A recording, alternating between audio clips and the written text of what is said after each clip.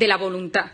Pospongo las cosas o las retiro de mi camino porque no me convienen. Cuando un bebé nace, la corteza prefrontal es profundamente inmadura y el desarrollo del cerebro funciona de atrás para adelante, y a medida que uno se va haciendo mayor, va madurando hasta que la corteza prefrontal madura en torno a los 15, 18, 21, 25, y hay gente que no madura casi nunca.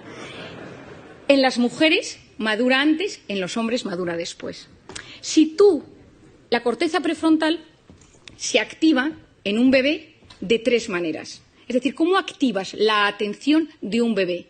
Con tres cosas: luz, sonido y movimiento. Si alguno tiene un bebé o ha tenido un hijo, se da cuenta, de repente el hijo está en su hamaquita, pasa el padre, pasa la madre y gira la cabeza. Presta atención. De repente se enciende una lucecita, presta atención, escucha una música y activa su atención.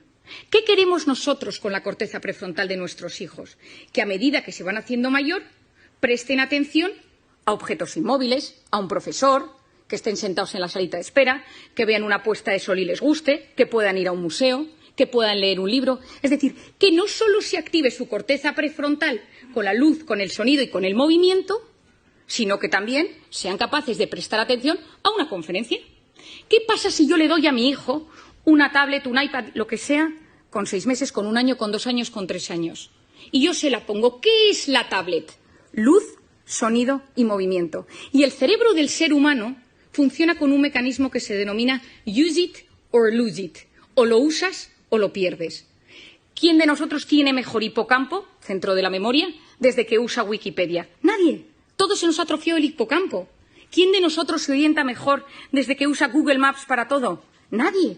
Porque nuestro cerebro, cuanto más utilizas herramientas externas, más se atrofian las herramientas internas. Si yo utilizo la corteza prefrontal siempre para estimularme desde fuera, luz, sonido y movimiento, ¿qué es lo que está sucediendo?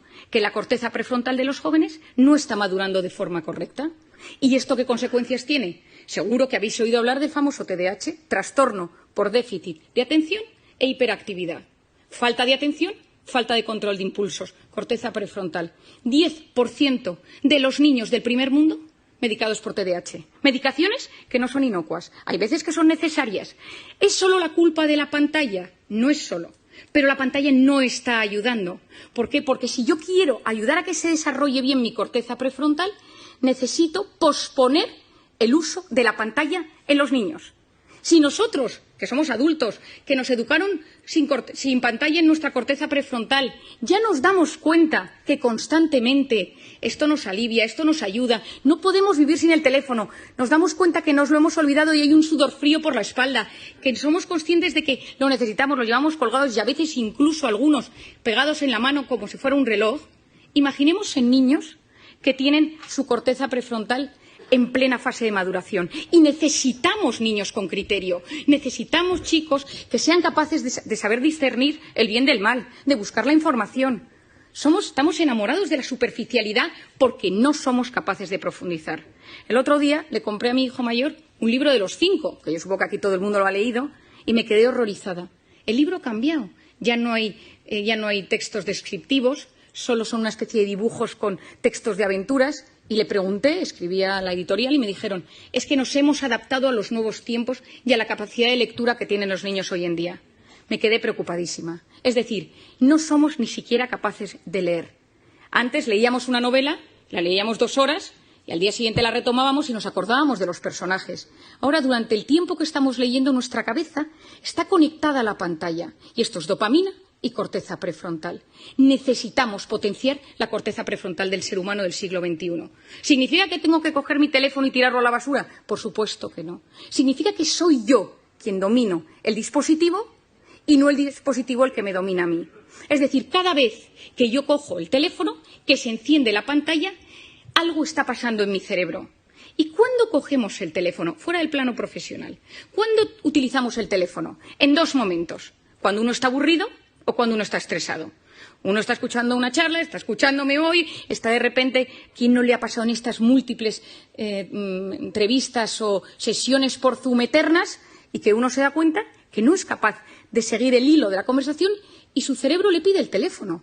¿Por qué? Porque me estoy aburriendo, me estoy poniendo nervioso porque no me entero bien. Es decir, nuestro cerebro, ante el aburrimiento o ante el estrés, nos pide pantalla. Si esto lo hacemos también con los niños y con los jóvenes, ¿qué sucede? Que no estás dejando a los niños aburrirse, y el aburrimiento es la cuna del asombro y de la creatividad. Nadie ha descubierto nada grande en un momento de hiperestimulación, en un momento ajetreado. Unos vieron caer una manzana de un árbol, otros paseaban por los jardines de Atenas. Es decir, si tú quieres crear algo, si tú quieres que te pasen cosas buenas, necesitas ser capaz de frenar el círculo de la hiperestimulación. Y te tienes que empezar a aburrir, porque cuando tú te aburres o dejas que tu hijo se aburra, pasan cosas en el cerebro. Si tú no sabes gestionar el estrés y cada vez que te enfadas con tu marido, con tu mujer, y fijémonos, coges el teléfono, tu hijo te pone de los nervios, coges el teléfono, has tenido un problema con tu jefe, coges el teléfono, porque te alivia, porque fue diseñado para aliviar. Y conocemos los mecanismos que subyacen al tema, pero entonces ya no sé gestionar la ansiedad. Y ojo, quien no sabe gestionar sus emociones en el siglo XXI lo pasa muy mal. Y si me vuelvo al campo de los niños y si me vuelvo al campo de los jóvenes, el que no sabe gestionar estos problemas acaba con problemas de tolerancia a la frustración. Yo siempre digo que darle a un niño un teléfono es como ponerle un minibar en su cuarto. Es decir, oye, que cada vez que te encuentres mal puedes tomarte un chupito. ¿Por qué? Porque el cerebro se siente aliviado ante esa carga de estrés. Tenemos que conocer cómo funciona la pantalla, tenemos que conocer cómo funciona el cerebro para entender que es algo bueno, que las pantallas traen cosas muy positivas, pero que tengo que ser yo quien domine el dispositivo y él no a mí. Hay un documental que se llama The Social Dilemma, hecho por Netflix, que os recomiendo.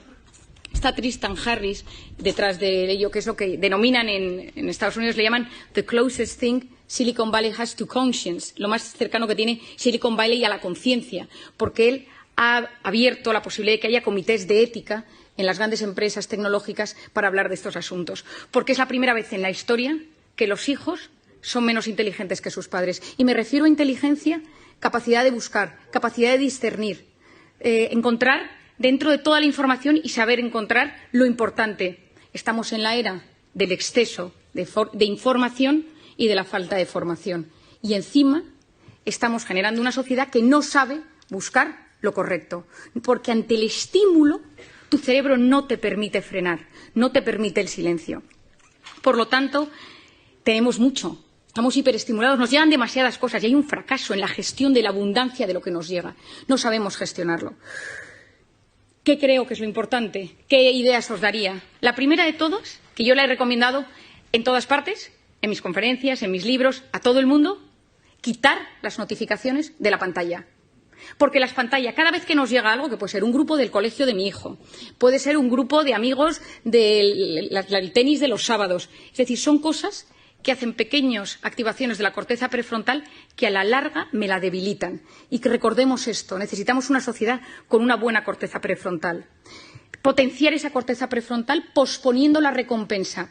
Me apetece meterme ahora a ver si me ha escrito alguien por WhatsApp. No lo hago. Me apetece pedirme esta comida ahora. No lo hago. Me voy a meter en Amazon y me voy a comprar esto para que me llegue mañana. No lo hago. Yo pospongo la recompensa. Mi padre, que es un gran sabio de la voluntad, siempre ha dicho, una persona con voluntad llega más lejos que una persona inteligente. Por otro lado, esculpir nuestra atención.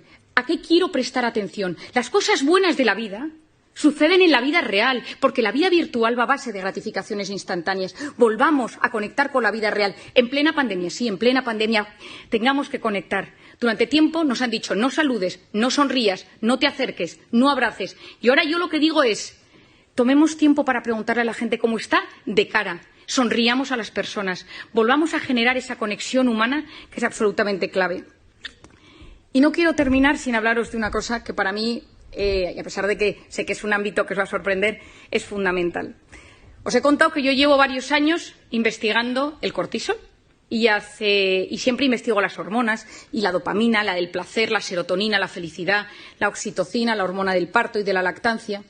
Y hace 2 años me sucedió una anécdota. Acababa de nacer mi tercer hijo, yo tengo 4 niños, y acababa de nacer mi tercer hijo y yo estaba en plena lactancia y estaba de baja maternal.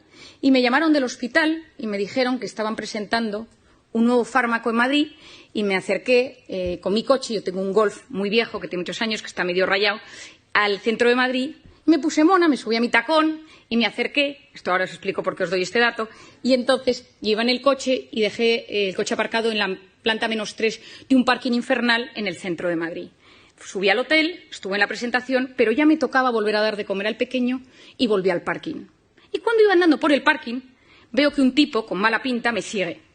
Y entonces empiezo a ver que me sigue, empiezo a andar y digo, ay, que me está subiendo el cortisol. Soy muy consciente de mis cosas y empecé a notar que me angustiaba y que empezaba a no poder respirar y de repente, al lado de mi coche rojo, viejo, rayado, había un cochazo y entonces me dijo, dame las llaves. Y le dije, no, que mi coche es el rojo viejo, que este no es mi coche. Y entonces, en vez de darle las llaves, el móvil, la cartera, todo, me subí al coche, bajé el pestillo y arranqué. No podía respirar, me dio un ataque de pánico y encima era plenamente consciente. Taquipnea, taquicardia, no puedo pensar, corteza prefrontal, se me duerme la mano.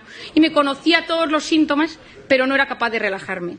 Arranqué, salí corriendo del parking y cuando subía por la Castellana, llamé a mi marido casi sin poder hablar, me han atracado por la calle, ¿y no qué? Y entonces, ¿qué tal? Y mi marido, ¿pero te han secuestrado? Claro, me dio encima que se agobia, ¿no? Y yo, no, voy a casa.